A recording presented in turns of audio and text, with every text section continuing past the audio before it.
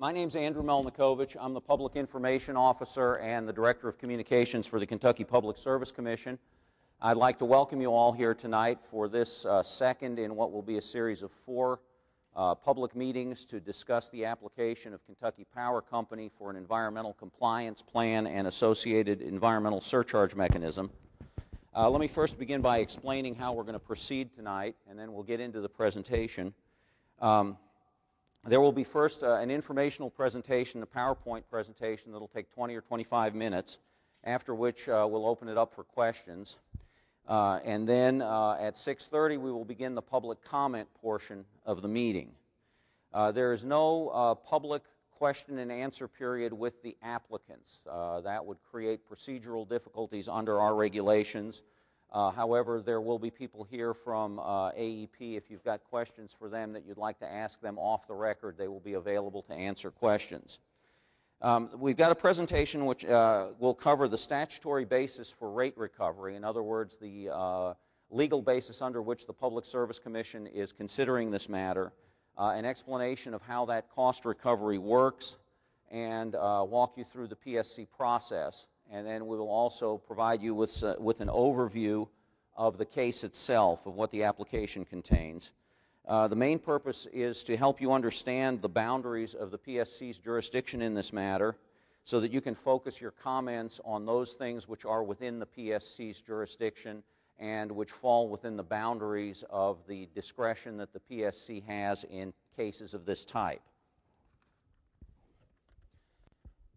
This application has been filed in a way that brings two statutory mechanisms into play. The principal mechanism is what's known as the Environmental Surcharge Statute. This was enacted as KRS 278-183. The second mechanism is 278-020, which is the Certificate of Public Convenience and Necessity Statute, which deals with construction projects proposed by regulated utilities. In addition to these two underlying statutes, the process is also governed by applicable PSC regulations as well as legal precedents, both those set in previous PSC decisions and also those that have resulted from various litigation in cases going back 50, 60 years in some respects. Just to briefly restate the main point of the Environmental Surcharge Statute, it says that the rate recovery of the cost of environmental controls for coal-fired power plants in the Commonwealth of Kentucky that are owned by electric utilities, in other words, those entities that fall under the PSC's jurisdiction, is governed by the Environmental Surcharge Mechanism. The Environmental Surcharge Mechanism was a statute that was adopted by the Kentucky General Assembly in 1992 and took effect on the first day of 1993. It was principally a response to a federal law known as the 1990 Clean Air Act amendments, which set limits on sulfur dioxide and nitrogen oxide emissions from coal-fired power plants. Now, you've probably heard that law referred to at times as the acid rain law. The reason for that law, the controls that were imposed by that federal statute, was to reduce both SOx and NOx, as they're called, which are the principal precursors of acid precipitation. Both of those are emitted by coal combustion and can be transported for long distances by the wind. The Environmental Surcharge Mechanism streamlined the process by which companies can recover the cost of environmental compliance through rates by allowing those costs to be separated from general rate cases. The rate case that Kentucky Power went through several years ago was what was called a general rate case, and it looked at their overall operations. What the Environmental Surcharge Statute does is take that piece that is solely environmental compliance and separate that out from the rest of the rates so that it can be considered alone and it can be considered in an expedited fashion. This, among other things, reduces the need for utilities to file more frequent rate cases, because if they have an environmental surcharge issue or environmental compliance issue, that can be filed separately without going through the much larger, more expensive, and more complicated process of filing a general rate case. Those rate cases are expensive, and they by themselves tend to drive, just the cost of the rate cases themselves tend to have an upward pressure on rates. The Environmental Surcharge Mechanism statute was intended to encourage the continued use of Kentucky coal, both from the Appalachian region and from the Illinois Basin in western Kentucky, in context with the compliance with the 1990 Clean Air Act amendments. It was designed to encourage utilities to invest in pollution control equipment, especially scrubbers, the large devices that are used to remove sulfur dioxide from emissions from coal-fired power plants, rather than switch to other fuel sources. There was a fear when the 1990 Clean Air Act amendments were enacted that utilities in Kentucky, rather than invest in this very expensive pollution control equipment, would instead switch to low-sulfur coal from out-of-state sources, particularly the Powder River Basin in Wyoming. So the General Assembly believed that by enacting this statute, which provides for expedited and assured recovery of environmental costs, that utilities would be more inclined to invest in their existing power plants in Kentucky and to continue to use coal that's mined in Kentucky. To a great extent, that's worked exactly as intended, even though many utilities in Kentucky have already retrofitted their coal-fired units to comply with the Clean Air Act amendments. Up to this point, Kentucky still enjoys some of the lowest electric rates in the country on an average basis. Although the environmental surcharge mechanism process is distinct from general rate cases, the way in which the PSC considers applications filed under it is very much the same. There are interveners, in other words, third parties that participate in the case. We hold hearings, we hold public meetings such as this one, testimonies taken under oath, and so forth. Let me briefly tell you what's in the statute itself. The Section 1 of the statute is the meat of the statute, and it says that a utility, this is a direct quote from the statute, shall be entitled to the current recovery of costs of complying with the Federal Clean Air Act as amended, and so forth. You can see it there, and it applies specifically to coal combustion. It doesn't apply to any other fuel, simply to coal. And basically it says a utility can recover all of its environmental compliance costs, whether for federal, state, or local environmental regulations, which are associated with burning coal. That includes air emissions and wastes such as bottom ash, fly ash, scrubber wastes, and so forth. Section 1 goes on to say that these costs shall include a reasonable return on construction and other capital expenditures and reasonable operating expenses. That means that they get a return on investment. In other words, if a utility's shareholders, in essence, put up the money for an environmental project, they are entitled to get a return on that investment, called a return on equity, at a rate that's comparable to the return on equity they get on any other capital projects in which the utility invests. So this treats essentially scrubbers the same way as it treats power plants from the standpoint of a utility earning a return on equity for the shareholders to earn a return on their investment. Now, just as in rate cases, the PSC, it's up to the PSC to determine what constitutes a reasonable rate of return on equity. So the PSC has discretion in that regard, but the PSC does not have the discretion to deny the utility a rate of return on capital investments. It also does not have the ability to deny the utility recovery of its reasonable operating costs. And again, the term there that's important is what is reasonable. And then it further defines operating costs, which includes, it's fairly self-explanatory, everything including the operation and maintenance of the facilities, income taxes, property taxes, and so forth.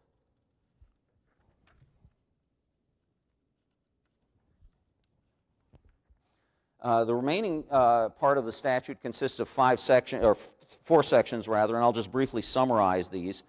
Section 2 sets forth the process by which the PSC considers these applications. It gives us a 6-month time frame to complete consideration of the application.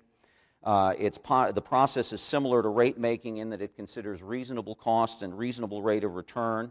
It says that the surcharge has to appear as a separate line item on the bill. So if you've got your Kentucky Power bill, you look at that bill, you will see a separate line on that bill that says environmental cost recovery, and that is the environmental surcharge amount. It's taken as a percentage of everything else in the bill, the total part of the rest of the bill as a percentage, and that then becomes the environmental cost recovery. The PSC conducts regular reviews of these surcharges. Every 6 months we go in and conduct a review to make sure that the surcharge is being collected at an appropriate level. It can be adjusted up or down depending on whether or not the utility hasn't recovered its costs, in which case it's entitled to additional recovery, or if it's over-recovered, in which case the surcharge is decreased below the level that would be necessary to, in effect, give the customers a refund of any over-recovery. And then every 2 years, the PSC conducts a more comprehensive review of the environmental surcharge for every utility.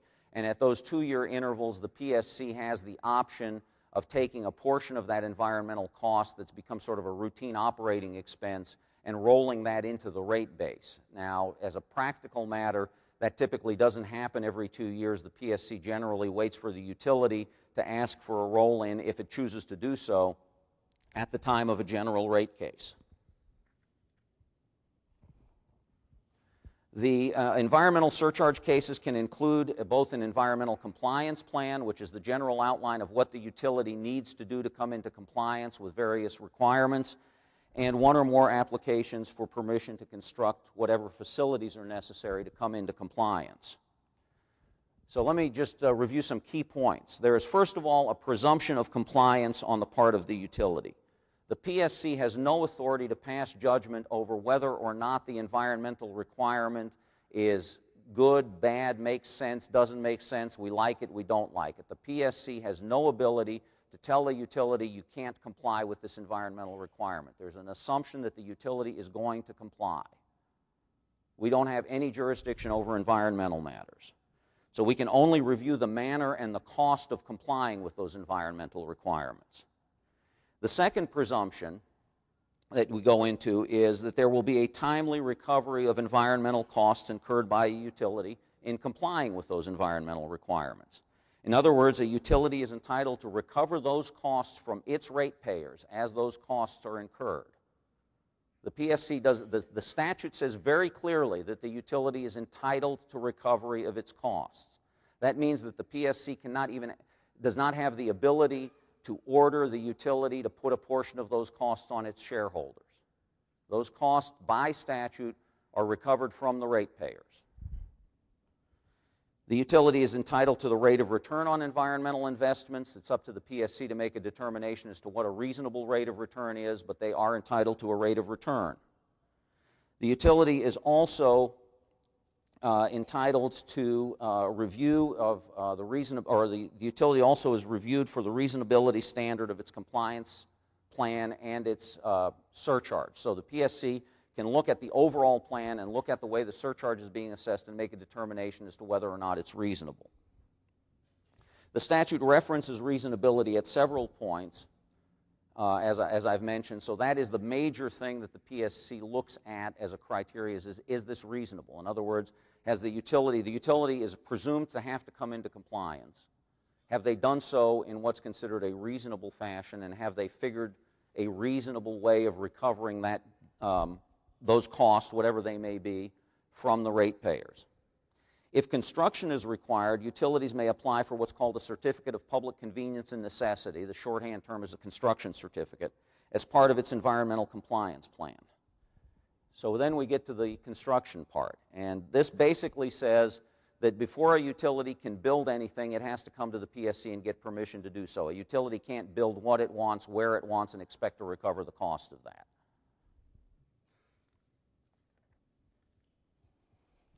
The CPCN process, in comparison to the environmental surcharge process, is not spelled out in as great detail in the statutes. It's a much more general statute.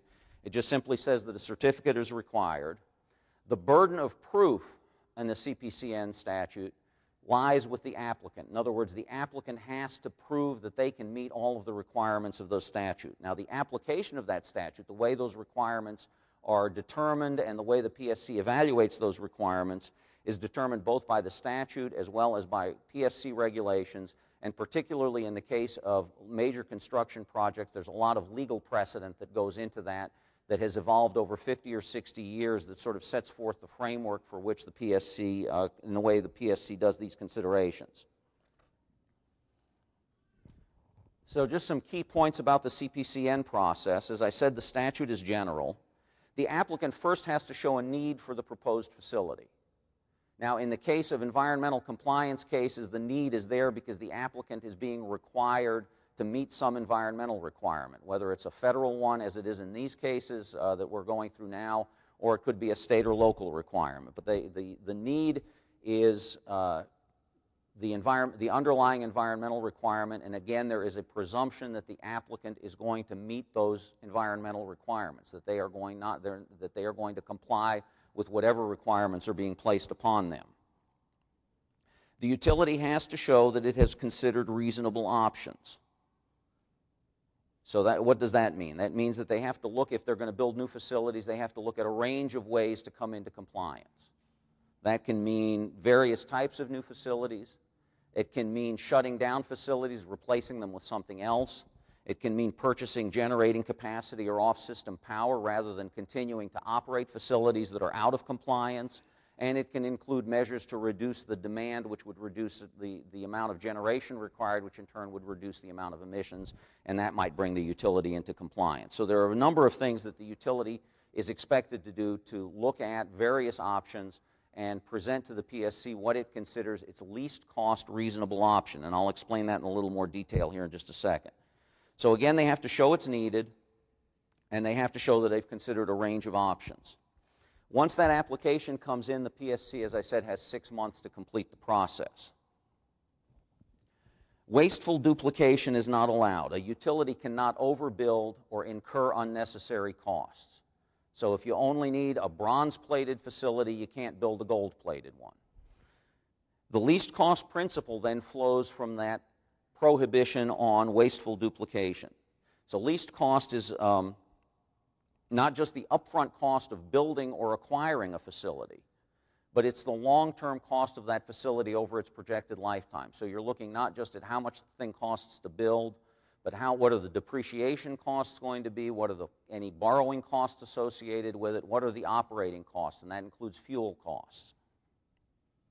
And the PSC at the end of the process is going to be looking for what over the long term is the least cost reasonable option for the utility. If the certificate is granted, the utility then again has the presumption of cost recovery going forward. So that's the general outline. That is the process by which the PSC is going to be considering this matter. Now let me give you just a brief overview of the application that Kentucky Power has submitted in this case. The case number is 2011-00401. That's useful if you want to go look for case documents on our website. The entire case file is available on the PSC website. The environmental compliance plan for Kentucky Power basically involved decisions on whether they were going to upgrade, replace, or retire existing generating facilities. Kentucky Power's got one generating plant here in Kentucky. It's Big Sandy up by Louisa, and it's got 2 units. And what Kentucky Power is proposing to do is to upgrade Big Sandy unit number 2, which is the 800 megawatt unit. That's the larger and newer of the 2 units there, and to retire Big Sandy unit number 1, which is a 278 megawatt unit. The total cost of the compliance plan is $1.07 billion. Now that includes not only the improvements at Big Sandy that are being proposed for up there, but also Kentucky Power's share of similar improvements at other plants in the AEP system that contribute a portion of the electricity used in Kentucky. So if they're using electricity that's being generated, for example, by the Rockport plant up in Indiana, a prorated portion of those costs is attributable to their environmental compliance plan. And that brings the total up to $1.07 billion. But, excuse me, if you look at what is being proposed in this case, the vast majority of the money that they're proposing to spend would be spent at Big Sandy, $940 million, or about 93% of the total is going to be, it would be spent at Big Sandy. What they are proposing to do is to put a scrubber on the larger unit at Big Sandy, and that the proposal that they've got, the unit that they're proposing to build, would bring the facility into compliance not only with the SO2 requirements, but also with new federal requirements that are coming down for mercury emissions and emissions of fine particulate matter, which is the fine ash matter. Another factor that has to be weighed in this case is the fact that Kentucky Power is under a federal consent decree, which is like a court order, that they either have to construct this scrubber on the Big Sandy unit number 2 and have it operational by the end of 2015, or they can no longer continue burning coal at Big Sandy number 2. So they've got a deadline by the end of 2015 to either get a scrubber built or to stop burning coal at Big Sandy. If you look at their projection of the rate impacts, they're projecting that the rate impact would be 30% in 2016. In other words, the environmental surcharge that would be needed to recover these costs of building this scrubber at Big Sandy would increase the average bill by 30%. That's their projection of it based on their calculations. That works out to about $31 per month for a customer who's using 1,000 kilowatt hours per month. A kilowatt hour is the amount of electricity it takes to keep a 100-watt light bulb lit for 10 hours. So the average monthly bill for that 1,000 kilowatt hour customer based on Kentucky Power's projections would increase from $98 to $129.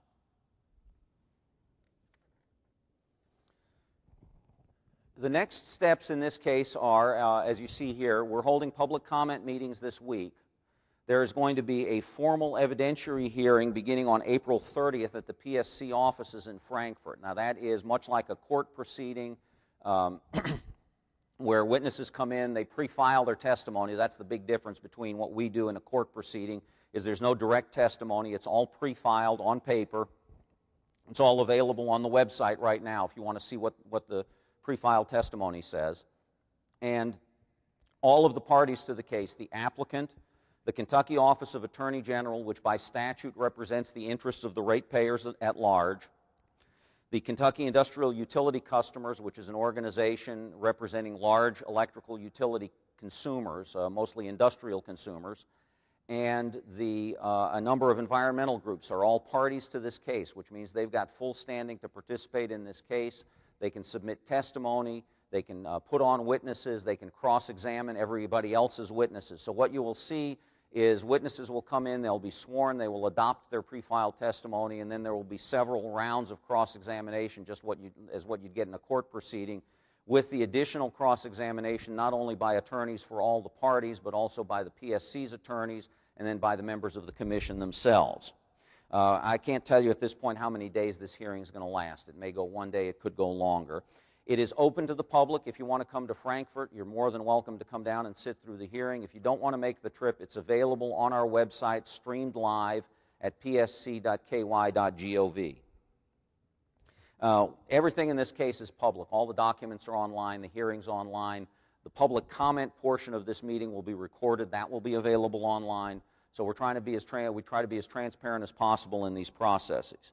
After the hearing is concluded, there may be some post-hearing filings where various parties summarize their cases for the record in writing, and then there will be a PSC decision by the middle of June. That's the deadline that we've got, is mid-June to complete the consideration of this case.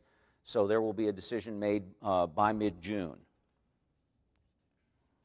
The PSC, at the end of the day, the PSC is going to have to make a determination, first of all, whether the applicant has met their burden of proof to show that they've presented the least cost reasonable option. If the PSC decides that they have met the burden of proof, then it's a matter of determining what would be a reasonable rate of return on equity for the project and how then that would filter down through the environmental surcharge mechanism to the various classes of ratepayers. If you would like more information or if you want to send comments via email, that's the email address to do that with. That's my contact information if you have something that occurs to you after this meeting and you don't have a chance to ask the question tonight. Before we get into the questions, let me just reiterate a couple of key points. We've got no jurisdiction over environmental matters other than to determine the recovery of the environmental compliance cost as directed by the Kentucky statutes. So, I'll be perfectly honest with you, if you get up and you make comments in the public comment meeting saying that the environmental regulations are ridiculous and the utilities shouldn't have to comply, that has no bearing on the case here. We cannot do anything about that. So I want to make sure that your comments are those that are going to be the most useful to the Commission.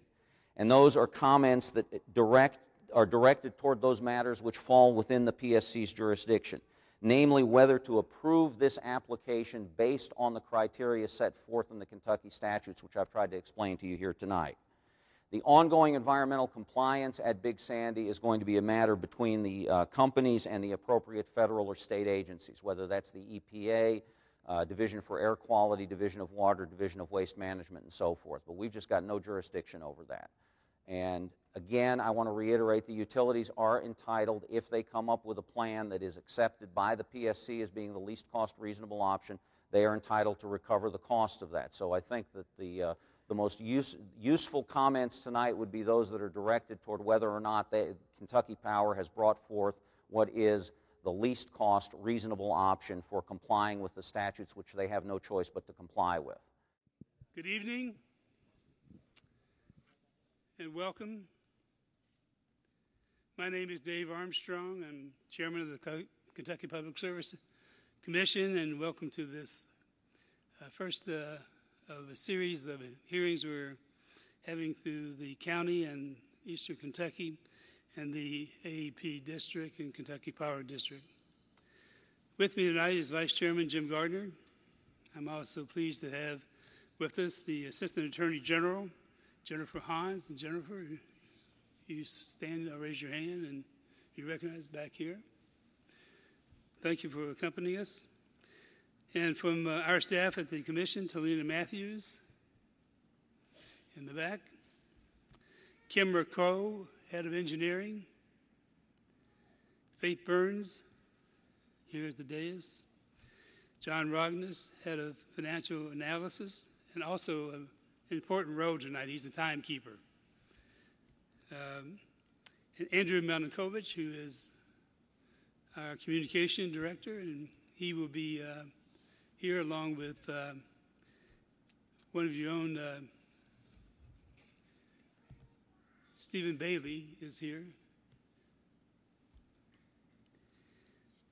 Also Jim Rhodes as a technical staff, and Van Knaffel. The purpose of this public hearing is to comment on the application of the Kentucky Power Company for the approval of an environmental compliance plan and an associated environmental surcharge. Kentucky Power is seeking the PSC's authorization to spend about $940 million for the construction of a system commonly known as a scrubber, as well as associated facilities to control air emissions from an 800 megawatt generating unit at the company's Big Sandy power plant in Louisa. Many of us had the opportunity to tour that plant today. Kentucky Power is required to comply with new federal environmental requirements affecting utilities that burn coal to generate electricity. Furthermore, Kentucky Power is under a federal court order that requires installation of this scrubber by the end of 2015. If the company intends to continue burning coal at the Big Sandy plant, Kentucky Power says it plans to retire this 278 megawatt coal burning unit at Big Sandy by the end of 2014. If the PSC approves this application, Kentucky Power estimates that the total monthly electric bills for a typical residential customer would increase by about $31 or 30% beginning in 2016. For a residential customer using 1,000 kilowatt hours per month, that's a kilowatt hour is the amount of use of 100 watt light bulbs in 10 hours. The monthly bill would increase about $98 to about $129 by 2016. Individual bills would increase with the varied amount of electric consumption that the household would have. If you were here for an earlier information session, you heard that the PSC has no authority to determine whether or not the environmental standards in question here are reasonable or necessary. Therefore, the PSC has no jurisdiction over whether Kentucky Power should comply with the standards, and our jurisdiction is solely over the reasonableness of the company's compliance plan and the cost recovery mechanism, and the most useful comments that you can give us tonight are those issues that pertain to those subjects. This meeting is being held as part of the PSC's consideration of this proposed compliance plan and surcharge. This is case number 2011-00401. This is the second of 4 such hearings on this case. We held a meeting in Louisa this afternoon, and tomorrow afternoon we'll hold one in Whitesburg. And we will conclude a meeting tomorrow evening in Hazard.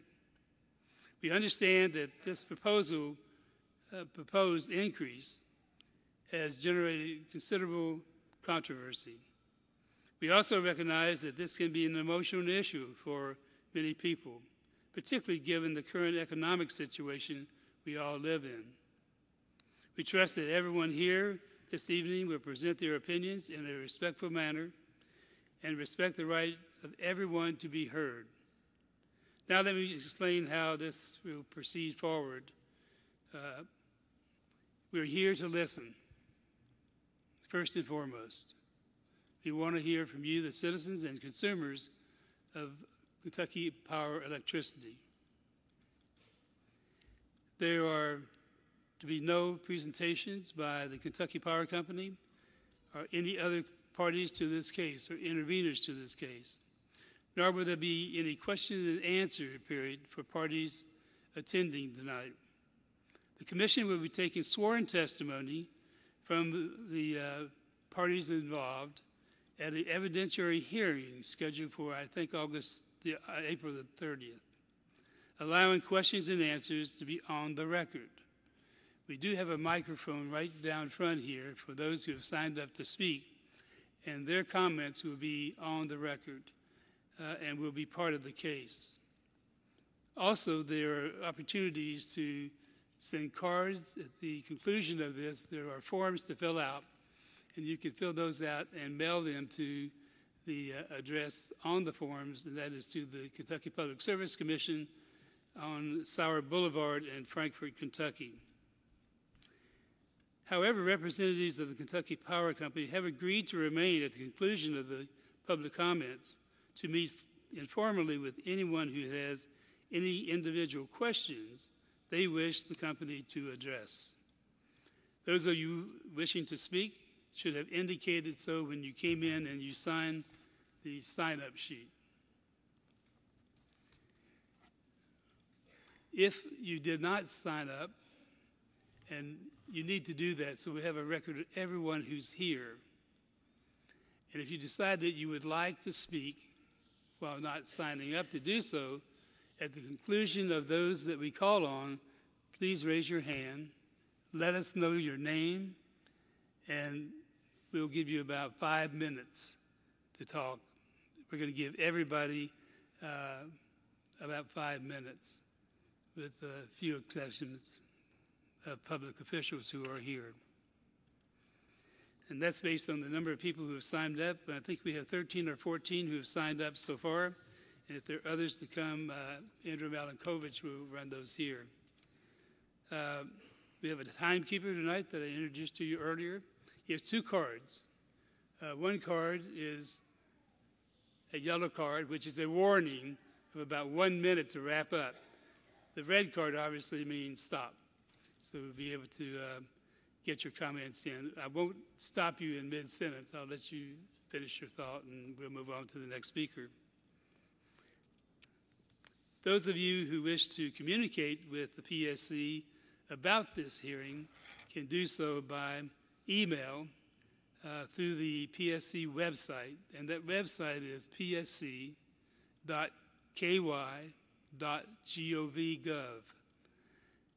As you can see, this hearing is being taped and will be available on the PSC website. A summary of the public comments received tonight will be prepared for the PSC and will become a part of the actual case record, which will be viewed by whether it stops with the PSC or goes beyond into the judicial system.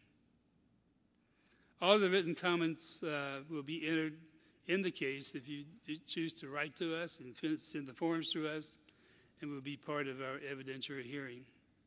During the hearing, which is scheduled to be on Monday, April the 30th at 10 a.m. Eastern Standard Time at the PSC offices at 211 Sauer Boulevard in Frankfort, Kentucky, will be open to the public, and you'll have a chance to address the commission for whatever time is afforded. And similarly to tonight, there will be a microphone for public comment. There are three things to keep in mind before we begin. Because the PSC acts as a quasi-judicial capacity, the commissioners must rule on the Kentucky Power application. They cannot answer questions pertaining to the substance of this case. However, questions you raise during this meeting may very well be of assistance to the PSC and our staff as we prepare for the hearing. And the PSC staff will be available after the public comments are concluded to answer any questions you have regarding procedural matters in this case. It would be most helpful for those of you to directly address those questions that we highlighted and suggested early on, because they'll give us the clear opinion of the impact of this decision that we have to make on individuals who reside in this district and area. If you have concerns or questions about service, the billing of individual accounts, the most effective way is to have those addressed is to speak to the PSC staff or call our toll-free line, consumer hotline at 800-772-4636 during the regular business hours. When you come up to speak, you can adjust this microphone that's there to come directly to your face, so we'll pick up all of your words. And again, please keep your comments within the allotted time so that everyone will have a chance to address the commission. As a rule, we have always respected the role of the local officials. And in that regard, I'm pleased to ask your county judge executive to come forward at this time. He signed up to speak, and he has also a piece of evidence we would like to have him enter as well. Judge Rutherford. Thank you, Chairman Armstrong and Vice Chairman Mr. Gardner. We welcome you all to Pike County, Kentucky, America's energy capital. If Pike County were a state, we'd be 10th in coal production in America. Pike County, we produce 35% of the natural gas in this Commonwealth. So yes, we're the Saudi Arabia of the United States of America. But Pike County is interested in the provision of fair and equitable electric power rates for the people that live in this county. And we're interested in using our abundance of natural resources.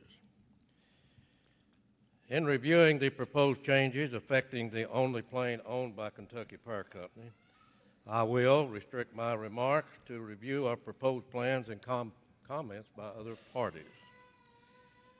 The first party I wish to discuss is the Sahara Club.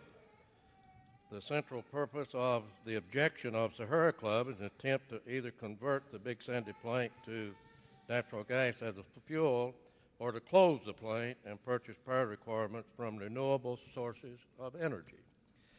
Because of a series of interstate pipelines that cross the Big Sandy River near the Big Sandy Power Station, it is very likely that all natural gas that would be purchased would not come from Pike County or the Big Sandy Valley, but instead come from offshore platforms in the Gulf of Mexico or from the shore from Louisiana or Texas wells.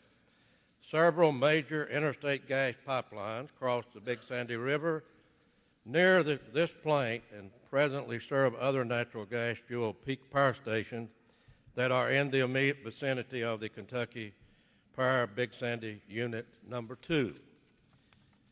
As Kentucky Power notes, retiring the Big Sandy Unit 2, and I quote, "It is with a gas unit that would have cost approximately 86 jobs, $6 million in annual compensation. In addition, the company calculated that gas option would have reduced payroll and property taxes by $32 million by $3,200,000 and $461,000 annually. With market prices at $75 per ton, coal sales to Big Sandy plant inject approximately $165 million into the local economy, which would be eliminated along with the indirect impact on mining and transportation. 500 jobs, $8 million in severance tax, and $25 million in wages per year. And this is direct testimony from Mr. Wohlhaas, Managing Director of Regulatory and Finance, Kentucky Power, lines 1321, page 8, and I have an exhibit to file with this commission. The central purpose of the objections of the large industrial customers to cost shift so far as possible any rate increase to households and medium service customers by increasing the cost of users of distribution lines and reduce the cost to customers supplied directly by transmission line. In general, we do not have any such customers in Pike County. The customers in eastern Kentucky already pay partially for the cost of construction of plants, such as plants located at Rockport, Indiana, that serves the industry in that area and in an area of western Kentucky. Unrealized by many consumers, in addition to paying for the cost of initial construction, consumers are being requested to pay for environmental upgrades at AEP plants in West Virginia and Ohio. For the months of December, the charges for current operations were billed as environmental costs to the Kentucky Power Company by the Ohio Power Company and by the Indiana Power Company. And let me stop right here and say that this is what they was talking about, complicated.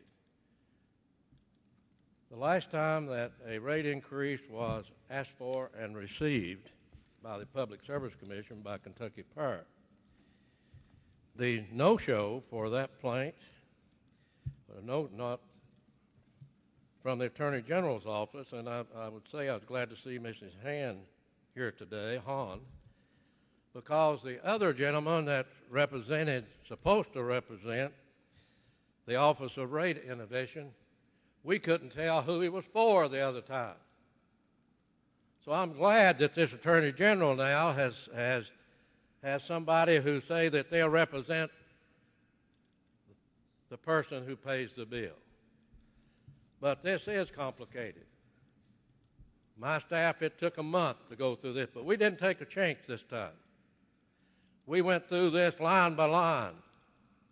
Charles Carlton in our office and the county staff went through this. Complicated, yes. Complicated, but the things I'm going to talk to you about are buried within this. And anytime I say something, there'll be something here to back it up, which will be filed as a part of this record.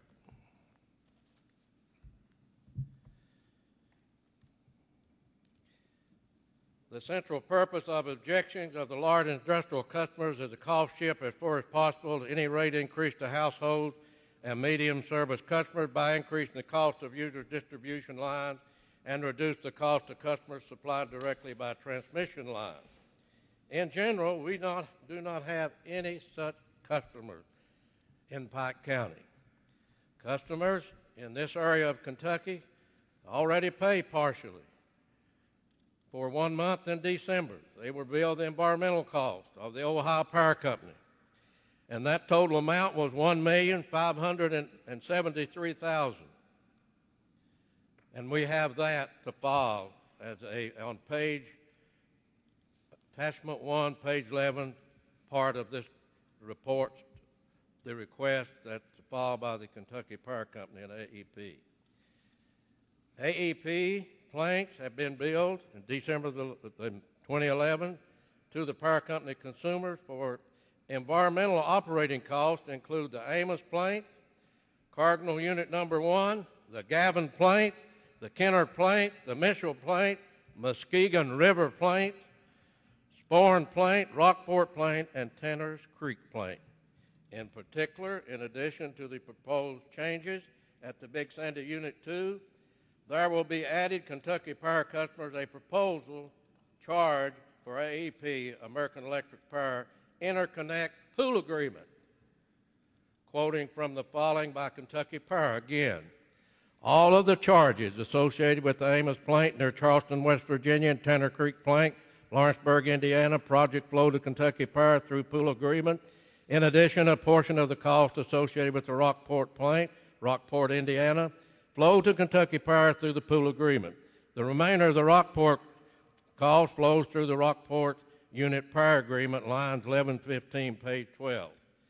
On behalf of the residents of Pike County and all of the consumers, I ask Kentucky Power to state for the record the cost for the improvement at the Big Sandy Plate and using the exact same methodology used in the answer to this question.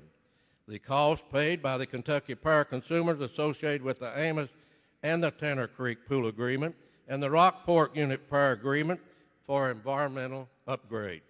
I think the answer will be that a major portion of the cost asked to be paid by the Kentucky Power consumer is for environmental improvements in West Virginia and Indiana and other states. Regardless of the request of the Kentucky Power consumers to pay for the cost of nearly $1 billion for environmental upgrade at a series of plants, including the Amos plant, Tanner Creek plant, and the Rockport plant, as well as the Big Sandy Station, Unit 2. The major issue affects Pike County and other counties in the Big Sandy Valley, such as Martin County, Floyd County, and the question of retaining the use of Kentucky coal with a source of supply for the Big Sandy unit. And I was glad to see the representative of the Public Service Commission stating that the Kentucky legislature had indicated that we ought to use Kentucky energy. In order to understand the plant changes proposed by Kentucky Power, company is important to note the company chose this is the scrubbers, dry fluid gas desulfurication, that provides the ability to burn coal that has sulfur content up to 4.5 pounds. 2.7 sulfur using as a reference a 1200 BTU coal. As was noted in direct testimony again by the managing director of the Regulatory and Finance of Kentucky Power, the current environmental permits as well as other physical limitation of the boiler limit the plant's possibility fuel option to consuming only Central Appalachian coal, low sulfur coal. On lines 2-4, page 10, and I have that exhibit to follow. While it is true that currently only coal from Central Appalachia will work in the boiler with the addition of the dry fluid gas desulfurication unit, high sulfur coal will enable Kentucky Power to expand its fuel options, including, as they note, for potentially lower costs. The company did consider two fluid gas desulfurication system alternatives. One limited the company to coals having sulfur dioxide content 3.0, 1.8 sulfur content, as was noted in the direct testimony. While the 3.0 per pound, the option of 3 pounds sulfur dioxide per million BTU provides some additional fuel purchase flexibility and the blend of Northern Appalachia or Illinois Basin coal. And that's not what the Kentucky General Assembly said or meant. Coal would most be likely limited to no greater than 30% of the remainder of the coal being from Central Appalachia. That is buried in this application for a rate increase. I have the exhibit. It's Exhibit A, and will be filed with this commission. Clearly, Kentucky Power evaluated purchasing up 30% of the coal supply for the Big Sandy unit from sources outside Kentucky, either from Northern Appalachia, Northern West Virginia, or Western Pennsylvania, or the Illinois Basin, which is located principally in the states of Illinois and Indiana. Equally clearly, Kentucky Power selected another alternative. As is noted in direct testimony from Mr. Woolhaus, immediately following is this statement, which I will file in the record. 4.5 pounds of sulfur dioxide per million BTU as a fluid gas desulfication unit and boiler modifications have been proposed was easy allow a 50-50 blend of either Northern Appalachian or Illinois Basin coal to be blended with Central Appalachian coal, thus providing a lower overhaul cost of fuel. The planned purchase of coal from outside Kentucky with up to 2.7 sulfur content could estimate, using figures prepared by Kentucky Power themselves, one half of the $165 million in coal sales and a total of $82 million in coal sales. 50% of that coal mining jobs tied to the Big Sandy Unit 2, or 250 of the 500 mining jobs, and would estimate $4 million of the total $8 million of Kentucky coal. Severance tax receipts and $12.5 million of now in the current number of $25 million in local wages would be gone. While Kentucky Power projects that this fuel shift would have some savings to consumers, they project that, and I quote, such blending has the potential to save approximately 8% the cost of fuel annually. Using this direct testimony of the witness of Kentucky Power for comparison, the coal supply for the Big Sandy Unit 2 is projected to cost $165 million per year. An 8% saving would be $13.2 million at the most. The eliminating of the direct wages of Kentucky coal miners is equal to $12.5 million and ignores the taxes paid by these same miners and they're employed in $4 million in severance tax lost and $82.5 million in coal sales lost. A conservative figure often used in economic comparisons is that each dollar of economic activity generates without $3 of other economic activity. Using this metric, a loss of $82 million in coal sales will take from the economy of this area approximately $250 million, that's with a B, $billion per year. The economic loss over a 20-year period at current dollars would be $5 million. Kentucky Power has proposed these changes based on retaining coal as a fuel source. They have not publicized that the bigger economic impact will be to improve the economy as the General Assembly of Kentucky intended, but they are improving the economies of southern Illinois and Indiana and northern West Virginia and western Pennsylvania, thus potentially depriving Kentucky residents of good-paying jobs, taking jobs away from our people. That's what they're asking the Kentucky Public Service Commission to do. What also is disturbing is that while the mandate from the Kentucky General Assembly is that all power companies in Kentucky to use as far as possible Kentucky natural resources, that's the Public Service Commission. That's a mandate from the Kentucky General Assembly. Kentucky Power Company is attempting to have approved by the Kentucky Public Commission a plan that will eliminate Kentucky jobs and harm the coal producers in this Commonwealth and in the coal fields of Central Appalachia. Mr. Chairman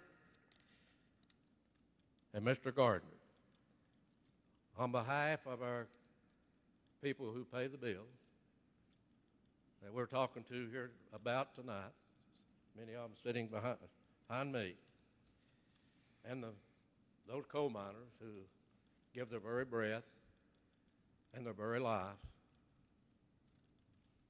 and is under attack by the federal EPA today, by the Obama EPA. They're about to put us out of business. Life as we know it and the quality of life that we have looks to be doomed.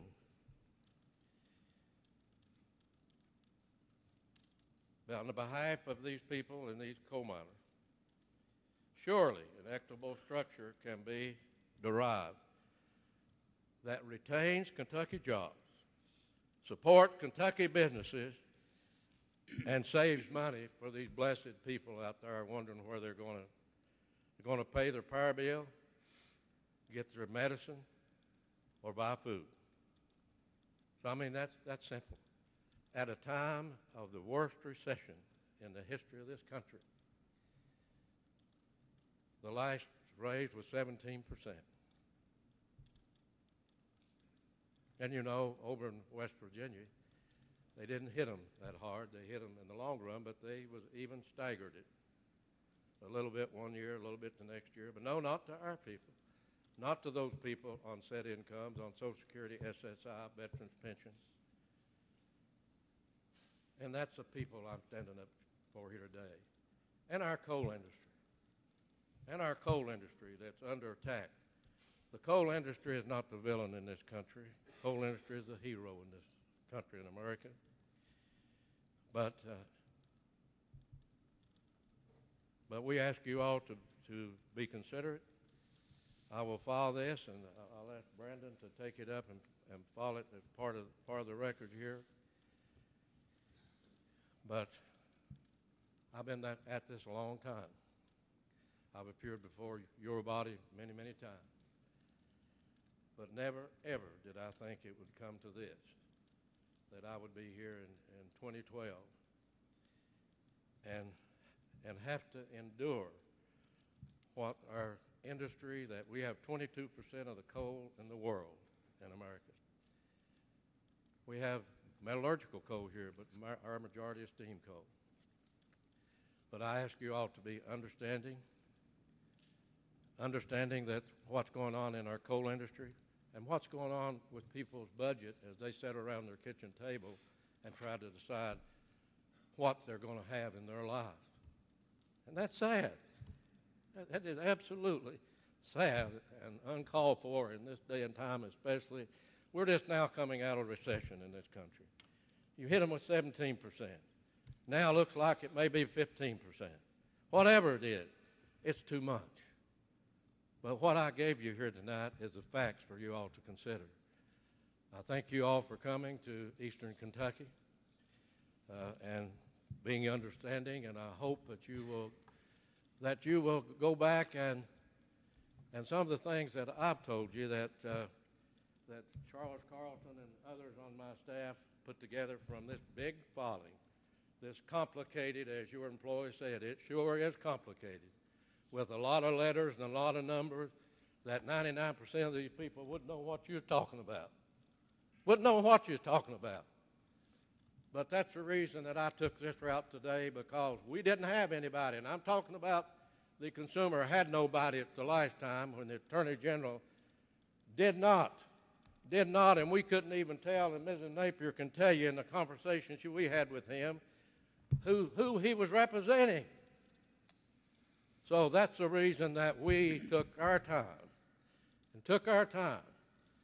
and went through this and tried to understand that complicated, as the gentleman talked about, to try to understand what those letters and numbers meant. Go through it and look at it. And I hope that I've made it more simple. It's not complicated what I've said tonight. But you all have a mandate from General Assembly, and I hope that you all will make sure that this Kentucky energy, which is so vital to this state and to this nation, is remained in Kentucky. Thank you all, and God bless. Thank you, Judge. And we'll receive that your documents into evidence of this case.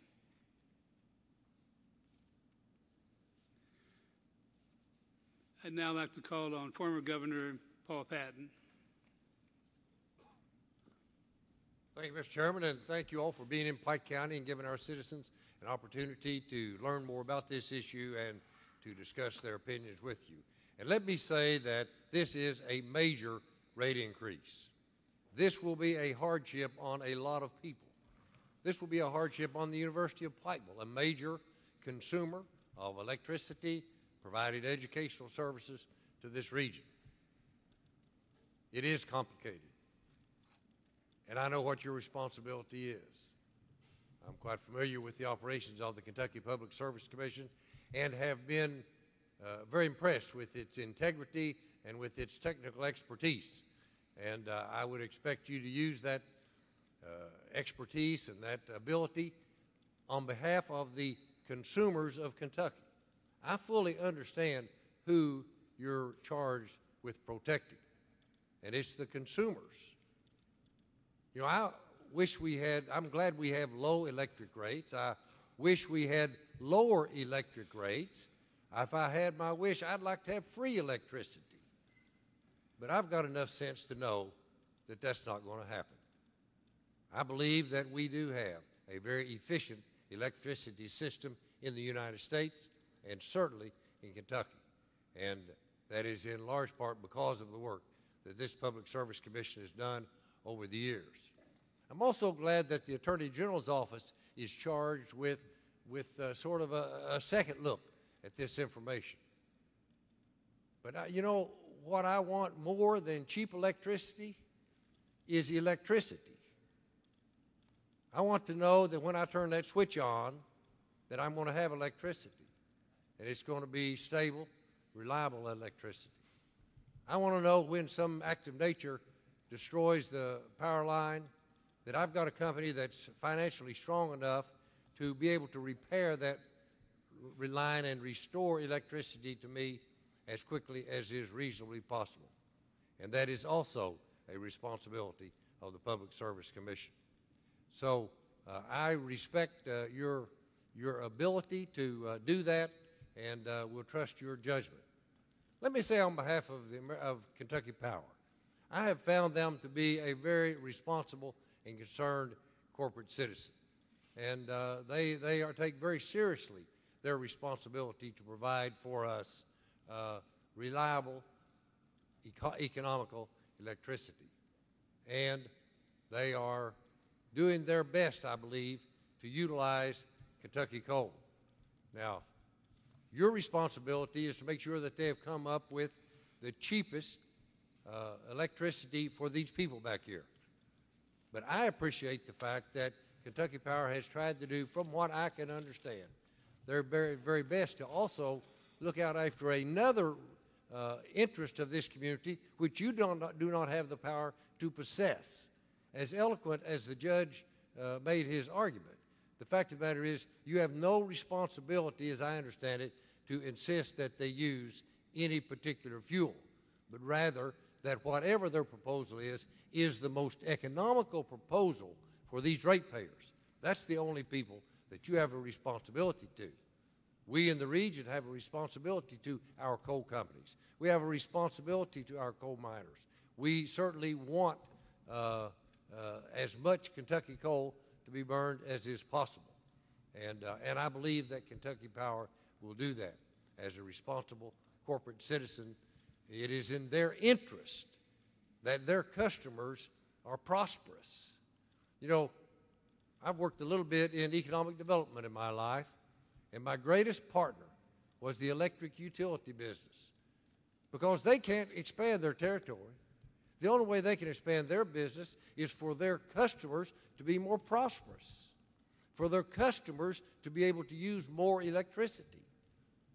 And they still have that same interest today. They're interested in our community. They're a responsible corporate citizen. I will digress a little bit and say that we have a great medical school here in Pike County, made responsible because 14, 15 years ago, some corporate citizens, including Kentucky Power, American Electric Power, came forward with the amount of money that it took to get that school started. And that wasn't ratepayers' money. That was stockholder money. And they've shared it with this community. We're now in the business of building a $40 million building to house that medical school. And once again, AEP came together as a major corporate supporter that will allow us to build that building cheaper and provide a high-quality education to our citizens in a less expensive way. So as much as I would like to have cheaper electricity, I'm trusting this Public Service Commission to do what is best for us and provide us with reliable electricity at the lowest possible cost. Again, thank you for being here today. I have great confidence in your staff and in your decision. Thank you. Thank you, Governor. The Commission has received a letter from your State Representative, Leslie Combs, who is taking a similar tack from Judge Rutherford and Judge Patton, and she's in a powerful position in the House, so we have received her comments and her letters, and she regrets not being able to be here, but has certainly represented you well in the letter of March the 28th, 2012. So that is received in that evidence.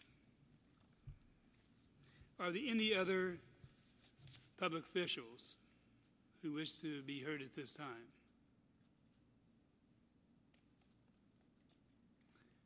Seeing no hands go up, I'm going to go to the sign-in sheet and call on Ollie Calhoun. You recognize you're here, and thank you. You know, some of you write like I do, and I often have trouble reading my own writing. If I pronounce your name wrong, it's because I can't understand your writing, but forgive me for that. It's Eugene, is it Girth? Gibbs, okay. Welcome, Mr. Gibbs. Good evening. My name is Eugene Gibbs, and I'm with the Pike County Senior Citizens Board. And I'm here tonight to speak on behalf of the senior citizen centers. We have 8 centers in Pike County, and we serve somewhere between 800 and 1,000 every day. Not every day. A couple of centers is down due to the economic pressures that we're under, we're down some. So what I'm here to tell you is that our people cannot afford this rate increase. We just come back from a couple of years ago with, as they said before, the 17% increase. But I'd like to tell you a little story about a little lady that come to me, and she's in the Blackberry, McCarr area. She came to me about a year ago, and she said, Eugene, I got my electric bill today, and it's $300. And she said, I don't know what I'm going to do. I draw a little over $600 a month. She's a widow lady. And she said, I just don't know how I'm going to afford my medication, my food, and pay my electricity. Well, I told this little lady, you know, the power company has a program for you. I told her wrong. They don't have a program for this lady. And I'll tell you why. In order for the power company to help you as an individual such as the lady that I'm talking about, you have to have a disconnect notice. And if you don't have a disconnect notice, then the Kentucky Power can't help you.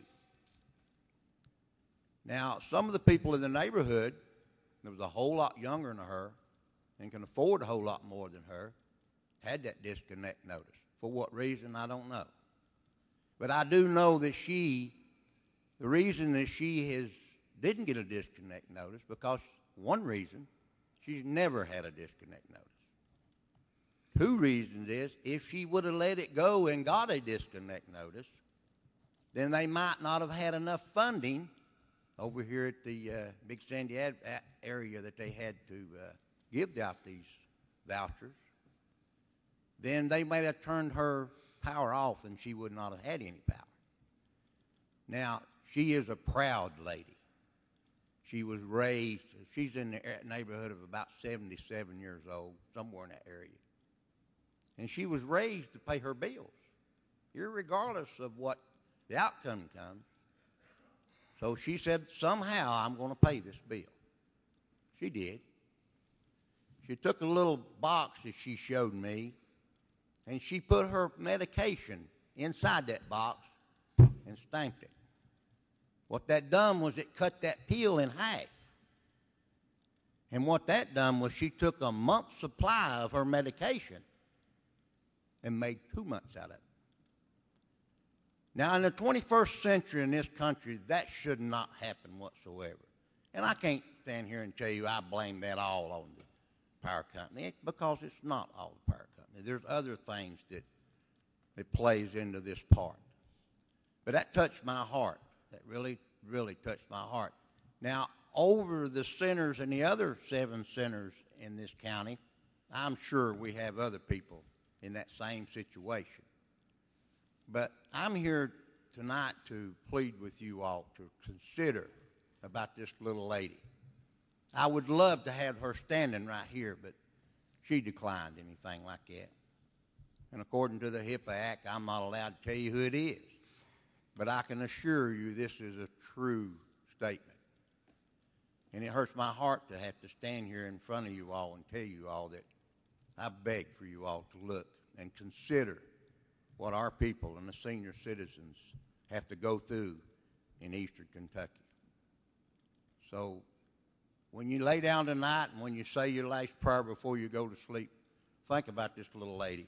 Think about the families that we have to contend with each and every day. I've been with this program for 13 years. I've seen them come and I've seen them go. I've seen them struggle to make it daily. And just too much month at the end of the money. Just not enough for these people. So please, please consider our senior citizens of eastern Kentucky. Thank you for listening. Thank you, Mr. Gibbs.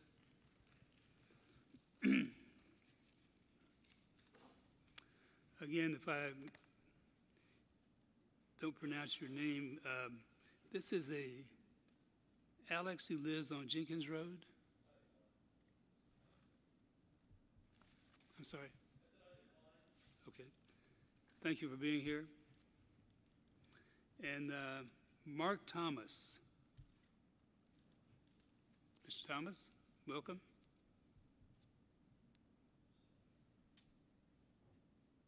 Thank you. I represent several crafts people in the area of Louisa. Mainly what I represent is mechanical insulators. And I just wanted to state for the record that I'm in favor of the scrubber project, and that's really all I've got to say. Thank you. Thank you. Ms. Carol Napier.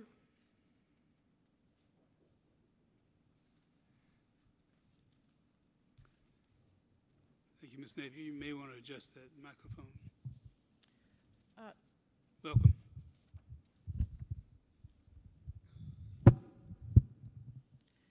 Gentlemen, my name is Carol Napier. I'm the Commissioner of the Pike County Community Services Department and the Program Supervisor of the Pike County Senior Citizens Program. Although I understand that Kentucky statute allows for utility companies to recover both capital and operating costs from customers for changes made to comply with regulations, this just doesn't sit well with me, and it's something we need to address with our legislators at a later date. What really troubles me is the fact that the power companies continue to make a healthy profit at the expense of the ratepayers. I come in contact daily with individuals who are truly struggling to make ends meet. Every day, my office receives calls from citizens of this county who need help in paying their electric bills. In fact, the majority of those who call are referred to my office by the Kentucky Power Company. It is those individuals that live on a fixed income, the seniors and the disabled and the working poor, I am concerned about. We've already seen a 31.5% increase in our electric bills since 2002. As part of this mix, I think consideration should be given to a program such as Lifeline that will allow those seniors and the disabled who are on fixed income and the working poor a subsidized rate that is offered in other states. I would ask that this, in the mix of things as I stated, that this be given consideration, that we look at such a program as Lifeline. I thank you for coming and listening to our comments. Thank you, Ms. Napier.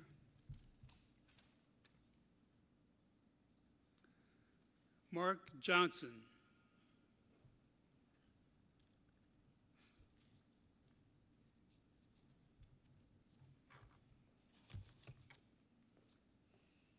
Welcome, Mr. Johnson. Thank you. My name is Mark Johnson. I'm a representative for the Tri-State Building and Construction Trades Council, and we represent the construction workers in eastern Kentucky.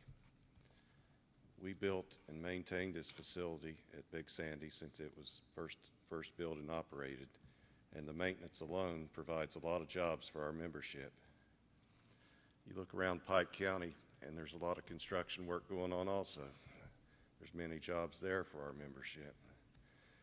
We provide infrastructure to the coal industry. It's vital that the Kentucky coal be utilized as much as possible to our people. I also have an 83-year-old mother at home that lives on nothing but Social Security, and I understand exactly what the gentleman's comment said, and my mother wouldn't take a dime off of me as assistance, but she pays her bills also. There's a lot of good points being made here tonight, and I also agree with a lot what the judge exec said, and Charles Carlton is a personal friend of mine. But anyway, I would love to see as much Kentucky coal utilized as there as possible also. But as far as AEP is concerned, they've been a good partner to the building trades and provided a lot of good jobs, and they've committed to utilizing local building trades to do this scrubber project, which I believe is a big plus to the local economy also. But I thank you for your time, and that concludes my comments. Thank you, Mr. Johnson.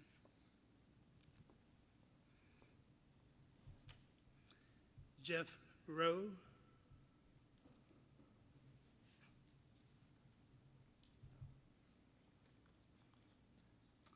Welcome, Mr. Rowe. How you doing? My name's Jeff Rowe. I'm a business representative for the sheet metal workers, Eastern Kentucky, and we too support the scrubber project at the Big Sandy, and we also support the coal industry. And I think Eastern Kentucky, there's not one community that's not affected by the coal industry, and we just need to keep coal here. Thanks. Thank you, Mr. Rowe. May Millett.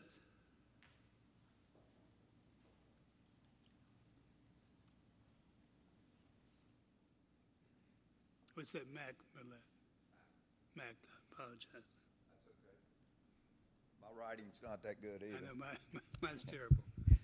My name's Mac Mellert, and I represent the bricklayers of Eastern Kentucky. And for that reason, I'm in favor of the scrubber project, and we've worked with AEP. It looked like AEP's done their homework, and they put that raise out there, which is going to be 4 years from now. And who knows what happens if the scrubber doesn't stay there, what we'll get, or what kind of hike that the electric bills will take if we have to buy it off the grid somewhere else. So I'm in favor of keeping the scrubber there and doing that work. Thank you. Thank you, sir.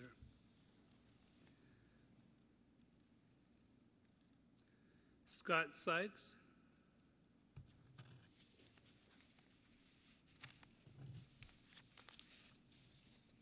Welcome, Mr. Sykes. Thank you all for coming to Pikeville. Good evening. My name is Scott Sykes, and I'm a lifelong resident of Pike County.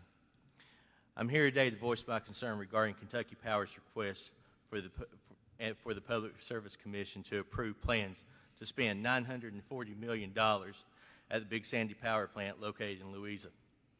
This increase is supposed to cover the costs associated with upgrading this facility in an effort to keep it in compliance with new standards for coal-fired generation plants by placing a scrubber system on the plant's 800 megawatt electric generation unit.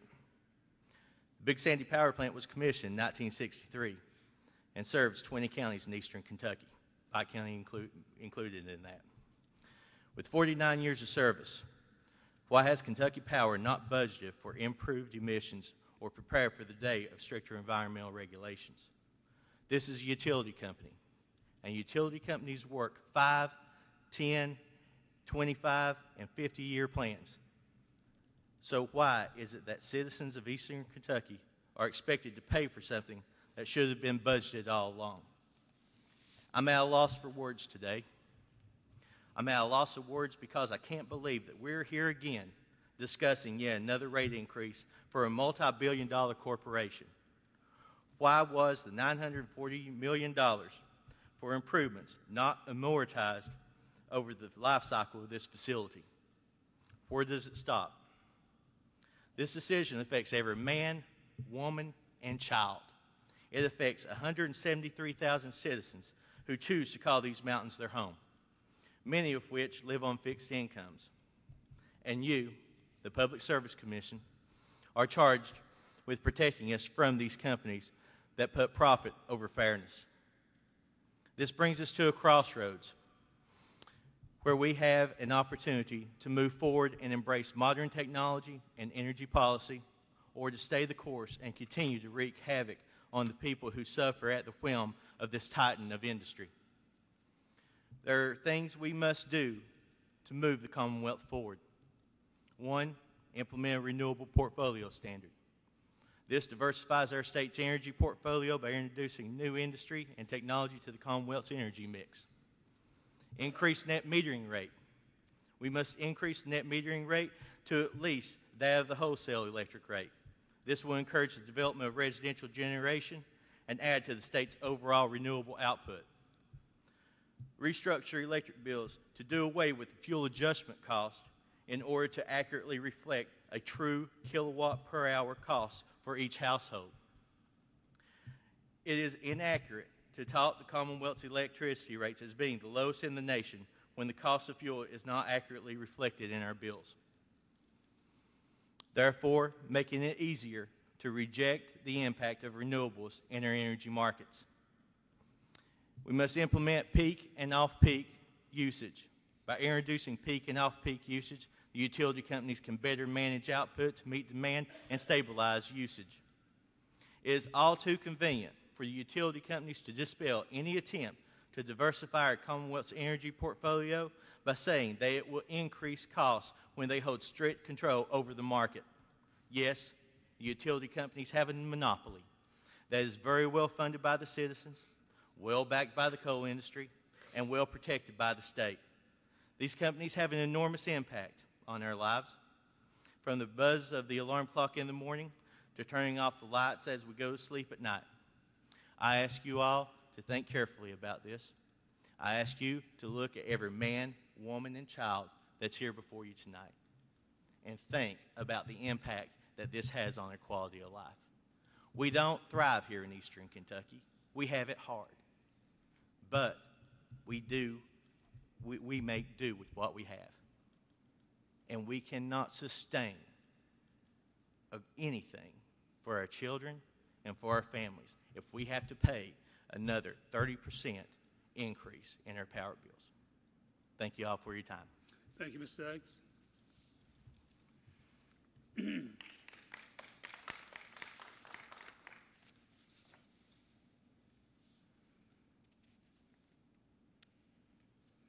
Mr. Dennis Morgan. Mr. Morgan.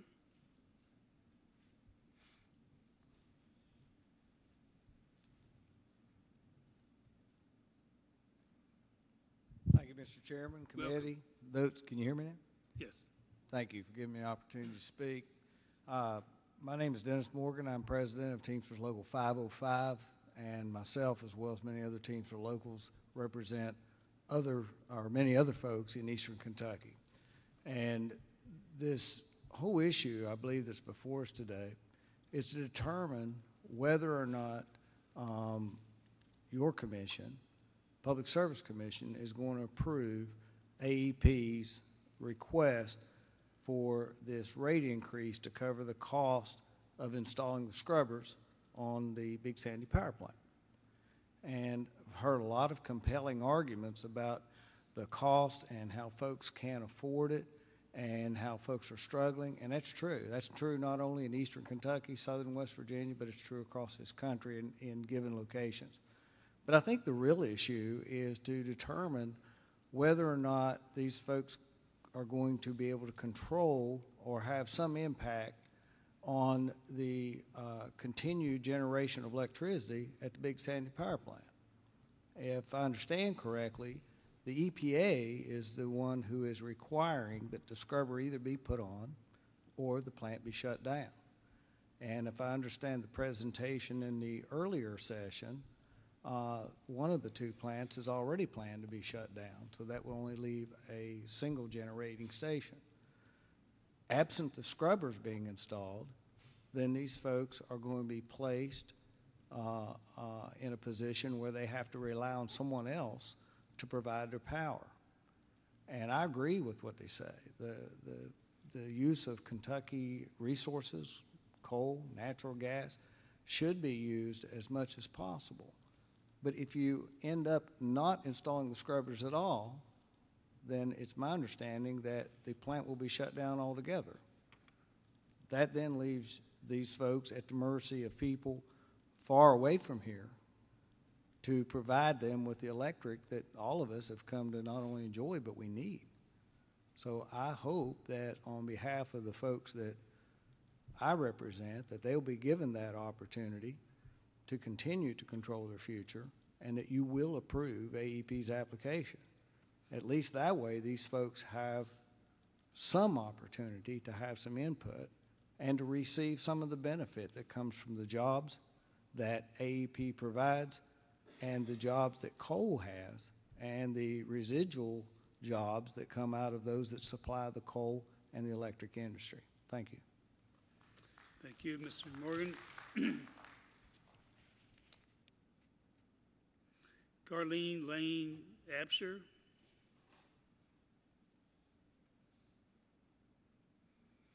Welcome, Ms. Absher. Hello, gentlemen. My name, again, is Garlene Lane Absher, and I'm a normal working-class woman. I'm a teacher.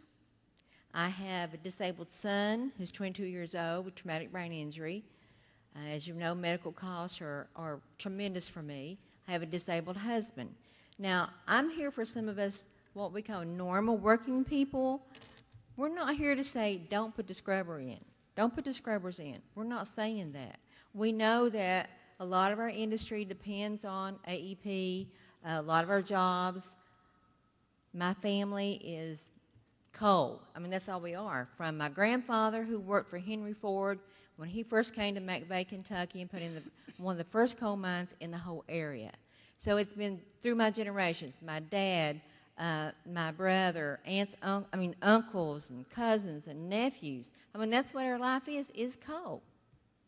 All we're asking is that you seriously think about the amount of this increase and what it's going to do to us. Again, in the earlier session, someone talked about programs for those who can't afford it. Well, you know, I live paycheck to paycheck. I pay right now, I'm on the, where we just pay so much per month, the equal payment plan. That is $248 a month. I send $300 every month so that I will equal out no matter what the temperature is, so I don't have to worry about in October my month where they say, well, you owe this month or we owe you back. So I want that covered where I don't have that to have to worry about. So we're not saying don't put the scrubbers in. We're saying do it in a rate to where we can pay this. Now 30% is going to increase me almost another $100. I honestly cannot pay $400 a month for an electric bill. Now we have a lot of people who are trying to use kerosene heaters, the old coal stoves again, their fireplaces again, and we're having homes that are being burnt down, lives that are being lost. And that's what's going to happen if this big increase hits us all at one time like this. So we're just asking you all to consider all these facts. Now, as the former governor said, AEP has helped tremendously with our new medical building being built here. AEP has major profits.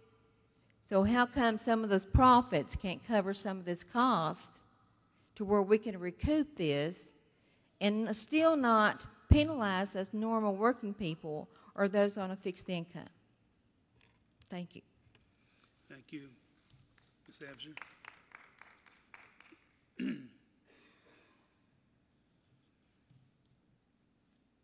Charles Baird.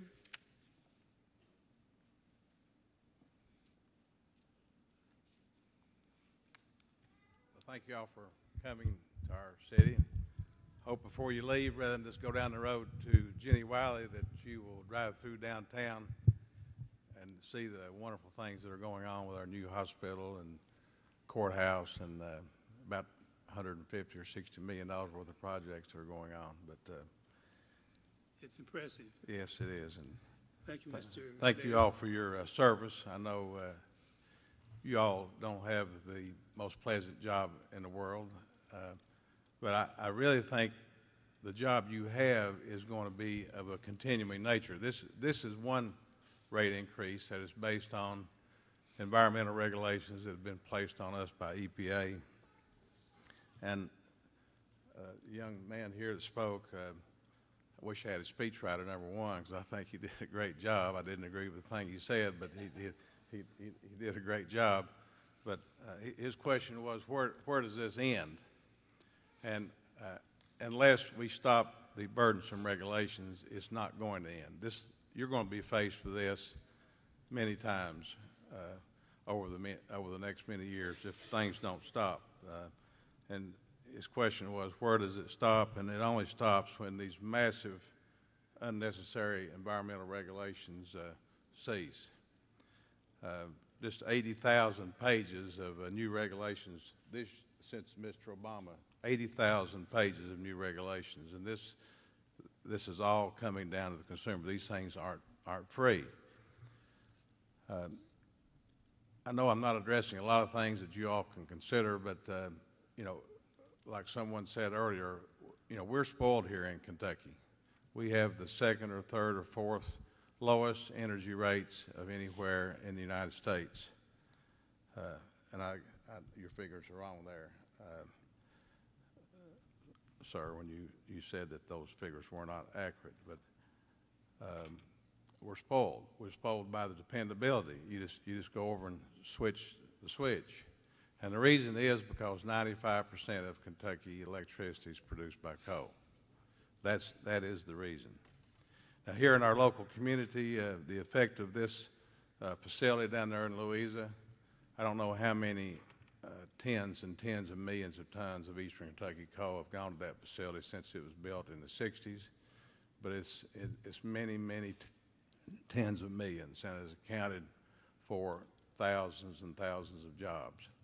And we would like that to continue indefinitely. And the only way it can continue if you all approve the installation of the scrubbers. By the way, I'm chairman of Co-operators and Associates, which is the largest coal association in the state of Kentucky. I've been chairman since 1987.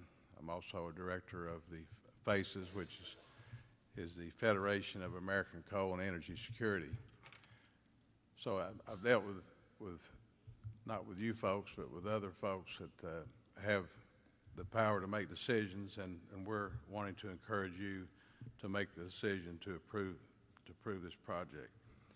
And this gentleman here, and I pay myself personally several people's electric bills on a monthly basis, and I know the struggle. When I go through the city of Pikeville, I stop and talk to people. I have about 40 people that work for us in our law firm, and I know the struggle those folks go through in paying their electric bills. And when I go around town, I ask people about how they're paying their electric bills, and there's not one person that I've talked to who's not struggling with this. But it goes back to this massive amount of unnecessary regulation. And if you want to get on the internet sometimes, and I think the gentleman's name's George Ennis. He is the head of CORE, which that's the Congress of Racial Equality. He's an African American, and it's an African American group. And he has spoken out on these issues of all these regulations and the impact of those regulations are coming home to roost on the folks that can't pay them. I can pay my electric bill. This is not going to hurt. It's not going to hurt me, but it's going to hurt you all. And it's all because of unnecessary regulations. And I know that's a debatable point, but it has to be examined because people in the whole country are not able to afford what they're doing. So we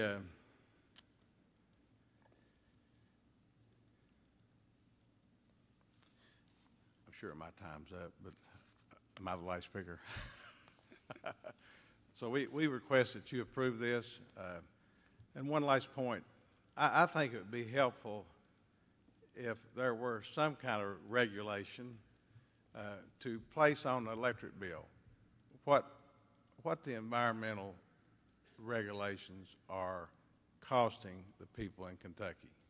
You know, if you've got a $100 utility bill, why not state that this particular regulation that was enacted at this certain time, or put it on the flip side, or put it on your internet. This regulation costs 15% of this bill, you know, and some other regulation costs 12%, and so this is this and this is that. And I think people then eyes would be open to why they're yet electric bills.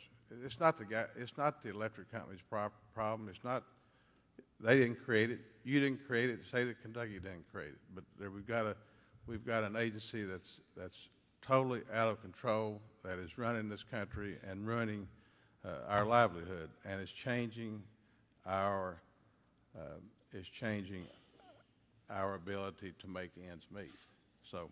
With that said, I'll quit, and I appreciate it. Be sure to go uptown, though. Just drive around town one time. We have. We're very impressed. Okay. Next speaker is Frank Fitzpatrick. Thank you, Mr. Chairman, but I have no comment. Thank you for your attendance tonight. Ladies and gentlemen, that was our last sign-up speaker. Are there any individuals who did not sign up who would like to be heard at this time? I want to urge you to communicate with us through cards, letters, email. This is an important case, and the Commission would like to hear from as many people as possible. And I urge you to consider, even after this, and even up to the day of April the 30th, our hearing date, to communicate with us and express your opinion. We don't judge you on your opinions. We want to understand the effect of this case would have on you. So, as I mentioned earlier, we have many ways to communicate to us, and I hope you'll do that. Seeing no more speakers, I'm going to call this hearing to a close, and it's been a very beneficial one for the Commission. I thank you all for your attendance. Struggle those folks go through in paying their electric bills. And when I go around town, I ask people about how they're paying their electric bills, and there's not one person that I've talked to who's not struggling with this. But it goes back to this massive amount of unnecessary regulation. And if you want to get on the internet sometimes, and I think the gentleman's name's George Ennis. He is the head of CORE, which that's the Congress of Racial Equality. He's an African American, and it's an African American group. And he has spoken out on these issues of all these regulations and the impact of those regulations are coming home to roost on the folks that can't pay them. I can pay my electric bill. This is not going to hurt. It's not going to hurt me, but it's going to hurt you all, and it's all because of unnecessary regulations. And I know that's a debatable point, but it has to be examined because people in the whole country are not able to afford what they're doing. So I'm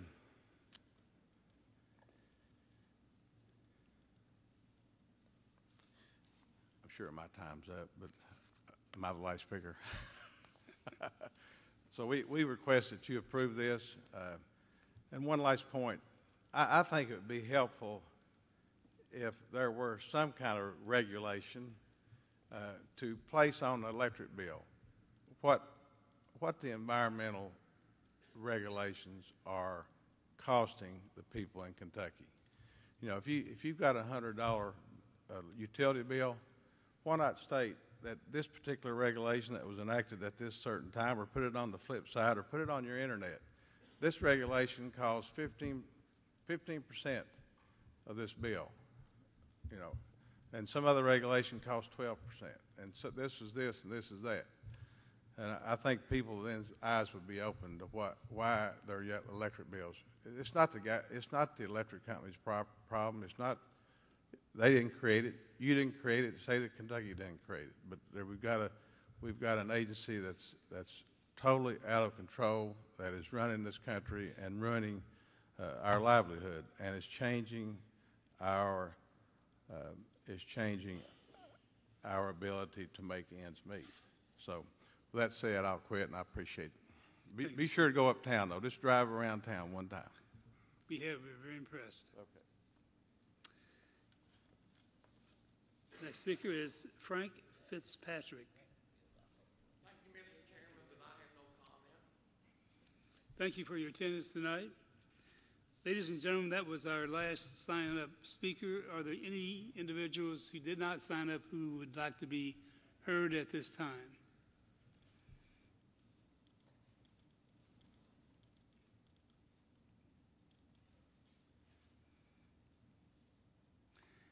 I want to urge you to communicate with us through cards, letters, email. This is an important case, and the Commission would like to hear from as many people as possible.